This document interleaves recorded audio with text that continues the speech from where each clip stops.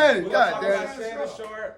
And over the weekend, he finalized his deal. Yes, He sir. will be on First Take Mondays and Tuesdays. So clap it up for Uncle Shay. Alright. No, hold on. He talking about girls. Yeah, exactly. No, bullshit. Okay, look. So look. I'm gonna put it down. Look. I don't like that song. Yeah, hold on. He taking Michael Irvin's spot because that was Michael Irvin's spot. They need to give it back to Michael Irvin. Fuck Shannon Sharpe over there fucking with that white man. And that white man got him fired. Okay, now look. So he Back to the time to okay, white he man. going to First Take right Yeah. Monday and Tuesday.